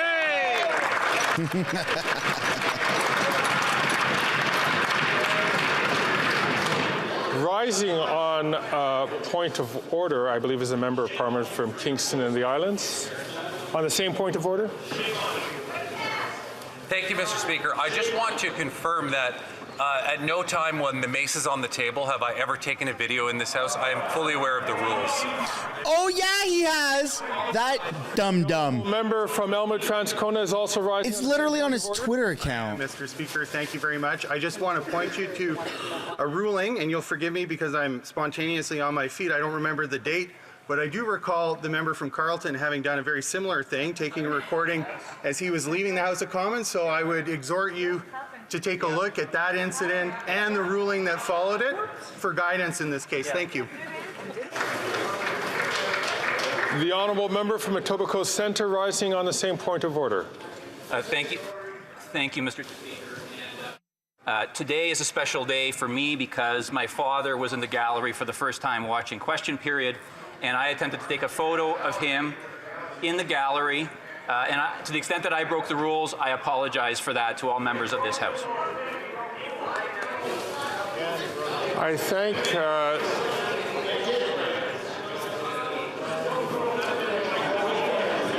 colleagues. First, I'd like to thank the member from Battle River Crowfoot for raising this point of order, and I also have heard the point of order from other members who rose on the same issue. I'd like to thank the honourable member from Etobicoke Centre for rising in this House to apologize. This is a good opportunity for me to remind all members that while the House is in session, that we are not to use our devices for phone calls or for recording in this House. It is important for all of us to do this so that we could freely exercise our roles as members of Parliament. As we know, we have very clear rules in terms of the use of how the cameras are used in this place, the cameras which are provided by CPAC. And this is the reason why, with, yes, the advent of these new technologies, we have to be very mindful of this. So I thank all members for that. I see the Honourable House Whip for the official opposition rising. Is this on the same point of order? Go ahead. With respect, Mr. Speaker, it isn't enough for the member to just apologize. He must delete what it is that he recorded because it is against the standing rules. I thank the Honourable Whip for the official opposition on this point. I take it as, and I'm oh my God, man, get on with it. Who are listening carefully to the chair will take it upon themselves to act honourably. I think what the honourable member has raised is an important issue, and I would trust that when the member had presented his apology, he'll also take corrective action to that effect. It being 3:22 p.m., the House will now proceed to the taking of the deferred recorded division on the motion of Mr. Poilievre relating to the business of supply. Call in the members. Thank you. All right, let's see what happens. So they're going to do a vote for the carbon tax, it seems like. People in the chat asking, when is the vote? It looks like they are going through the process right now to make this happen. I can't say I'm familiar with exactly how it goes. I think they are all voting through their whip. I don't think it's something glamorous, but I think we're kind of in a boring standstill right now.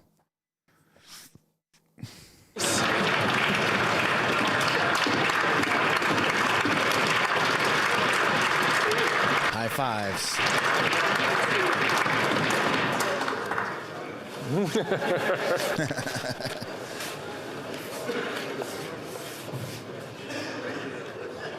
Aside from an election, this is probably one of the biggest votes. Is as follows. That's happened in a while.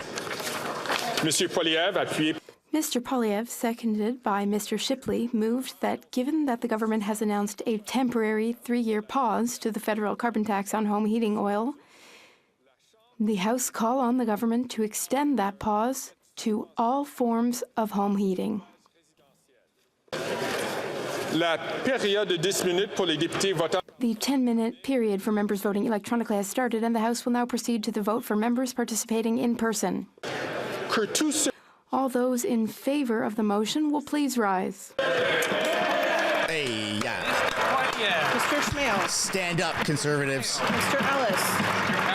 Mr. Perkins. They're going to go around and read everyone's name. Mr. Denton. Monsieur Deltel. Mrs. Stubbs. Mrs. Stubbs. Mr. Paulus. Monsieur Paulus. Mr. Scheer. Mr. Scheer. Mr. Upal. Mr. Upal. Ms. Landsman. Ms. Landsman. Mr. Halan. Mr. Halan. Ms. Lewis Haldeman Norfolk. Ms. Lewis Haldeman Norfolk. Mr. Barrett. Mr. Barrett. Mrs. Gray. Mrs. Gray. Mr. Barlow. Mr. Barlow. Mr. Kelly. Mr. Kelly. Mr. Baldinelli. Mr. Baldinelli. Mr. Cooper. Mr. Cooper. Mr. Lewis Essex. Mr. Lewis Essex. Mr. Jennis. Mr. Jennis. Mr. Small. Mr. Small. Mr. Bazan. Mr. Bazan. Mr. Richards. Mr. Richards. Mr. Duncan Stormont Dundas, South Glengarry. Mr. Duncan Stormont Dundas, South Glengarry. Mr. Beltud. Monsieur Berthold. Mr. Workington. Mr. Workington. Ms. Finley. Ms. Finley. Mr. Chong. Mr. Chong. Mr. Abu Taif. Mr. Abu Taif. Mrs. Kuzi. Mrs. Kuzi. Mr. Seaback. Mr. Seaback. Ms. Ferrari. Ms. Ferrari. Mrs. Block. Mrs. Block. Mr. Stewart. Mr. Stewart. Mr. Davidson. Mr. Davidson. Mr. Doherty. Mr. Doherty. Mr. Macaulay Edmonton West. Mr. Macaulay Edmonton West. Mr. Lloyd. Mr. Lloyd. Mr. Aitchison. Mr. Aitchison. Mr. Brassard. Mr. Brassard. Mrs. Vecchio. Mrs. Vecchio. Mr. Brock. Mr. Brock. Mr. Lawrence. Mr. Lawrence. Mrs. Roberts. Mrs. Roberts. Mr. Williams. Mr. Williams. Mr. Malello. Mr. Tucker. Pardon me. Mr. Tucker. Mr. Chambers. Mr. Chambers. Mrs. Cramp-Nyman. Mrs. Cramp-Nyman. Mr. Zimmer. Mr. Zimmer. Mr. Patzer. Mr. Patzer. Mr. Lobb. Mr. Lobb. Mr. Kitchen.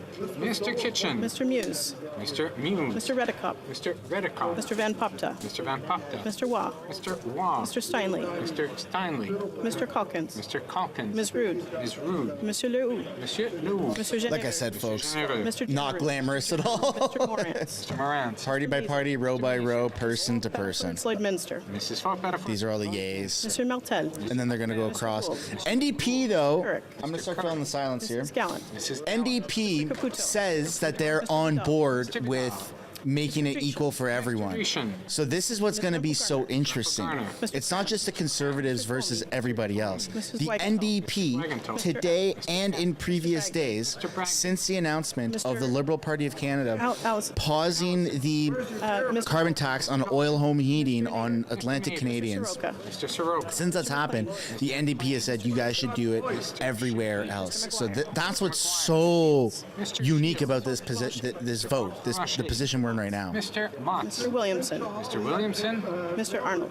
And great on Pierre for actually Mr. D'Entremont. Mr. Morrison. like moving ahead on this. Mr. Dowdle. He's a wizard. Weber. People, I mean, he's great with his speech, but his marketing, his social media, the way he presents himself, his speech, his demeanor, the way that he's able to filibuster for like 6 hours, right? Julian. He's leading by example. Julian. He doesn't waste any time. Mr. Garrison. Mr. Garrison. And someone who does that, someone who's so plugged in and tuned in, Ms. Barron. shows that he actually cares. Mr. Angus. Mr. Angus. And it's not just a job and a paycheck for him. It's his life. Mr. Blakey. So if I'm not mistaken, this is some of the NDP and the Independent. There's also a lot of people that are going to have to vote All those electronically. opposed to the motion will please rise. Wow! Boo! Mr. O'Regan. Ms. Ing. Ms. Ing. Mr. Champagne. Monsieur Champagne. Ms. Anand. Ms. Anand. Mr. Fraser. Bunch of crooks, man. Bunch of crooks. Mr. Varani. I'm just going to take my vitamins, don't mind me. Ms. Sachs. Ms. Suds. Ms. Suds. Ms. Bennett. Ms. Bennett. Ms. Chager. Ms. Chager. Mr. McKay. Mr. McKay. Ms. Scrow. Ms. Sproul. Mr. McGinty. Mr. McGinty. Mr. Scarpaleggia. Mr. Scarpaleggia. Mr. Casey. Mr. Casey. Ms. Cara. Ms. Cara. Madame Saint-Onge. Madame Saint-Onge. Ms. Haidu. Ms. Haidu. Mr. McKinnon-Gatineau. Monsieur Yeah. McKinnon. Drop some L's in the chat. Jazik. Madame Fortier. Madame Fortier. Madame Lalonde. Madame Lalonde. It's fitting. Mr. Garrison. All the liberals Mr. Garrison. get big fat L's on this one. Mr. Lamoureux. Madame Ben-Dayan. Madame Bendayen. Mr. Fredrus-Katos. Let's see if we can blow up the chat with some L's. Mr. Biddle. Mr. Bruson. Mr. Bruson. Mr. Vancouverden. Mr. Vancouverden. Mr. Kuzmarchuk. Mr. Kuzmarchuk. Ms. Dillon. Ms. Dillon. Mr. El Khoury. Mr. Assassi. Mr. Assassi. Mr. El Khoury. Mr. El Khoury. Mr. Fonseca. Mr. Fonseca. Mr. Hardy. Mr. Hardy. Mr. Cedar Brampton East. Mr. Cedar Brampton East. Mr. Babbitt. There must be a delay because I didn't see L's for like 10 seconds. I was like, holy shit. Mr. Sarai. 3,200 people here. Not one person agrees this is an L. Annabelle. Mr. Sanson. Tripped me out a little bit. Monsieur Serré. Monsieur Serré. Madame Koutrakis. Madame Koutrakis. Mr. May Cambridge. Mr. May Cambridge. Mr. Johari. Mr. Johari. It's hard to tell. It's hard to tell. There are a lot of people that Mr. McDonald Avalon. Mr. Morrissey. that are voting electronic. Dude, he's on his phone right now. Mark Erickson is, or whatever the hell his name is, on his phone right now. Mr. Cervera. Mrs. Saeed. I mean, I know there's a lot of people, but Rogers. Mr. Rogers. He's going through his Twitter feed trying to delete any photo evidence that he had recording. He did it when the Nazi was there. He recorded Pierre slow clapping Zelensky. Ms. Or Biden or something like that. Madame Chatel. Madame Chatel. Madame Lapointe. Madame Lapointe. Mr. McDonald Malpeck. Mr. McDonald Malpeck. Mr. Meow. Mr. Meow. Ms. Taylor. Meow. Mr. Meow. Ms. Thompson. It's a funny name, eh? Meow. What's up, Meow? Monsieur Terrien. Monsieur Simard. Monsieur Simard. Monsieur Bergeron. Monsieur Bergeron. Monsieur Garon. Monsieur Garon. Madame Michaud. Madame Michaud. Monsieur Fontaine. L is loser or losing, however you want to look at it. Monsieur Thériault. Monsieur Thériault. Madame W is for win or winning. Monsieur Perron. Monsieur Perron. Monsieur Barcelou Duval. Monsieur Barcelou Duval. Just off the surface level here, it's looking a little... Monsieur Desilets. Monsieur Desilets. A little tight. La Chambre attendra. The House will now wait for the electronic voting period to end before resuming its proceedings. Okay. It would be nice to see a tally. Oh, I gotta mute that. That's copyrighted music. It would be nice to see a tally of who, like where we're at, yays and nays. I don't need to see the photos. Nay, Marco Mendicino. Look at all these nays electronic. Bunch of crooks, man. Anthony Rhoda voted nay. Get bent, you Nazi harborer. Oh, conservative voted yay. Oh, NDP voted yay. See, this is the thing, man, is NDP is saying, yes, let's axe this carbon tax for right now. And the Bloc is saying no. So it's, you see these weird coalitions, man. This is politics, ladies and gentlemen. There's a lot of nays, but they're gonna... Yeah, shit, there's a lot of nays. Shit. Trudeau. Omar Algebra.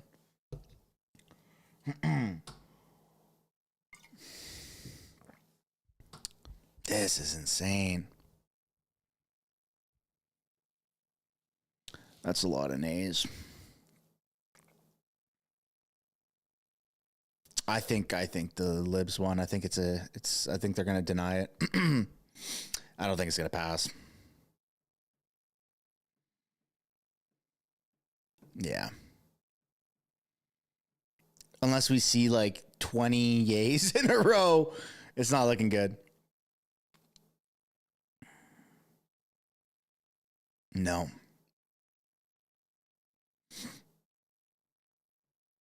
Freaking Bloc, man. Freaking Bloc. I cannot believe, though, that it seems like almost the entire NDP and for sure the entire Conservative Party of Canada teamed up on this one.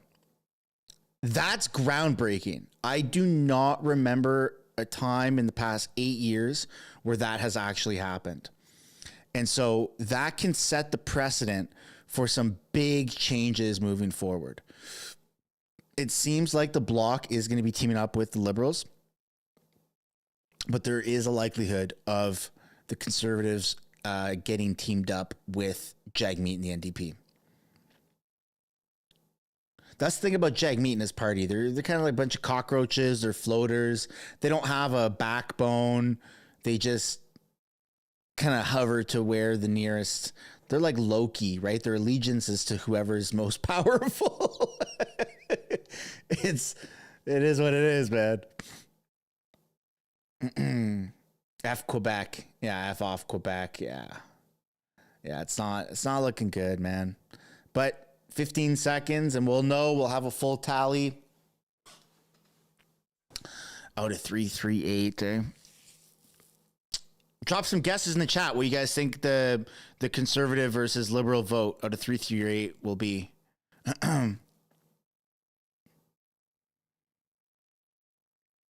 Johnny says, what is this for? This is for removing the carbon tax on home heating across Canada, not just on oil, but on all forms of heating, I believe. Straight Jacket says, did I miss Jag's vote? What was it? You know, now that you say that, I don't know if I actually have any recollection of seeing Jagmeet's vote. I'm going to have to assume it was yay, or he wants to pass the bill, because almost everybody that at least everyone that I saw for NDP voted for it to pass. I wish to inform the House that the electronic voting period has ended. If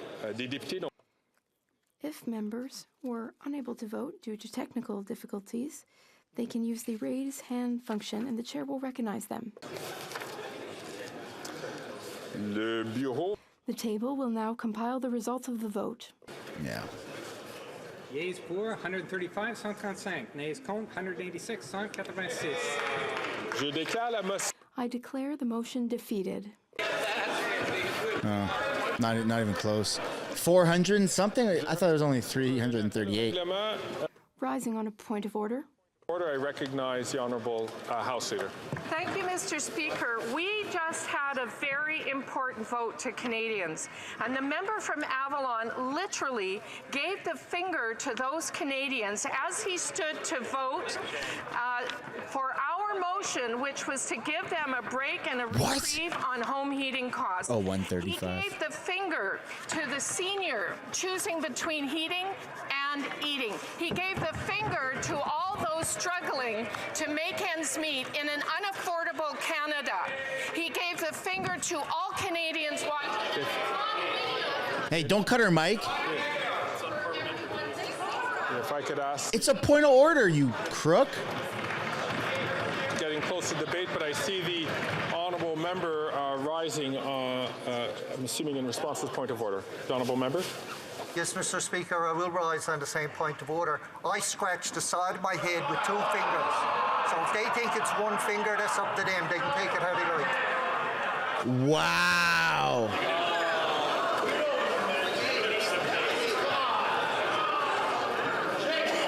The Conservatives should all do that together then. They should all just do that. The Honourable Whip from the opposition. Simultaneously. It's unusual to scratch the side of your head with your middle finger as you are voting, and this is the second time I have had to rise in this place when a member from the government party has used that finger motion. Oh, the House Speaker is cutting her off again.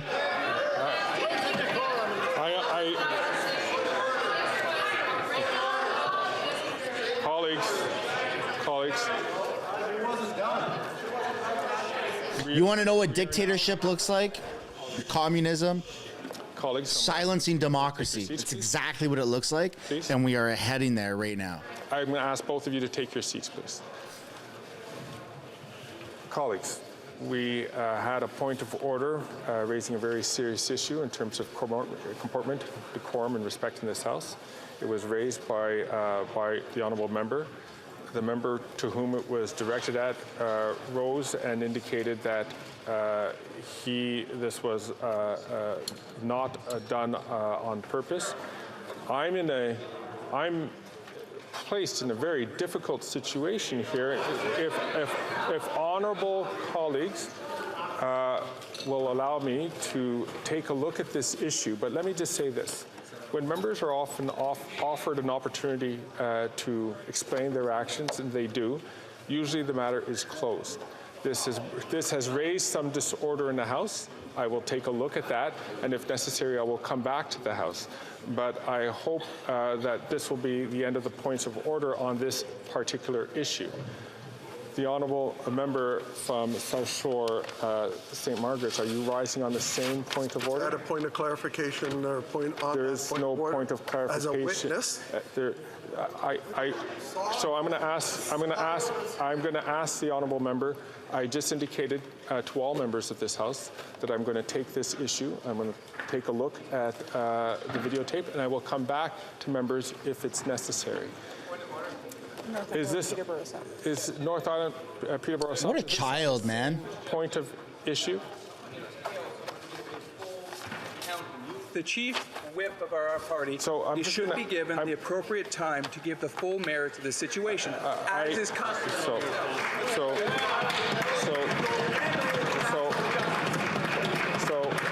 I'm going to let members know. I heard the point that was raised by the honourable member. It's a point that is very serious. The honourable member who had concerned rose to offer an explanation. I am going to review the videotape on this and come back to the House if this is necessary. The honourable member from Gatineau and Whip, Chief Government Whip. On a different point of order, Mr. All right, shut up. I'm going to go back and we're going to review it for a second. Coury. Mr. Assassi. Mr. Assassi. Next row. El Coury. Cedar Rapids. There it is. This guy right here. Longfield. Mr. McDonald Avalon. Mr. Morrissey. Ah, man. I don't know. Mr. Long. Mr. Long. Mr. Longfield. I don't know. You guys let me know what you think, chat. Mr. McDonald Avalon. Mr. I mean, no one in their right mind scratches their head like that. He did it in a way that, like, shit. I don't think they can prove. I don't think he can prove. Ms. Hefner. Ms. Hefner. Ms. Cedar Brampton South. Ms. Cedar Brampton South. Mr. Sorbera. Mr. Sorbera. Mrs. Said. Mrs. Said. Ms. Cedar Yeah, I mean, we know it's on purpose. We know what he's doing. Right here, ready? Mr. McDonald Avalon. Right there. He's got two fingers. He's scratching his head. I mean, the timing of it and everything is pretty sus. We know what his intention was. And that should be what matters when you're able to prove somebody's intention just so flat out, undeniable evidence. Then yeah, but it's not he's laughing about it. He's not doing the finger. I don't know. I mean, maybe they can, ding him on that. I don't know what that would do. Yeah, someone clip that and put that on Twitter. That'd be dope. Tag me in it, please. It's dirty. Monsieur Simard. Monsieur Bergeron. It's dirty for sure. We'll watch it one more time. Garon. Monsieur. Monsieur. Voting. Oh shit! Did I lose it?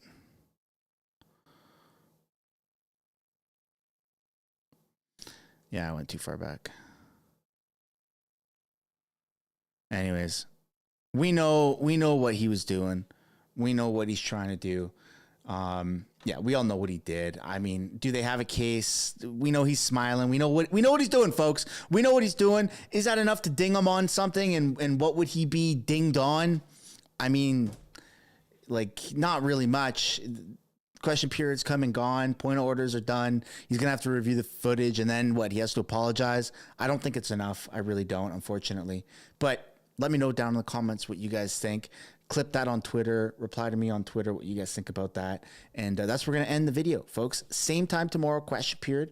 Looking forward to everybody tuning in. Thanks for watching. I hope that you were all subscribed, and I hope that everyone gave the thumbs up. And I will see you all same time tomorrow. Bye for now.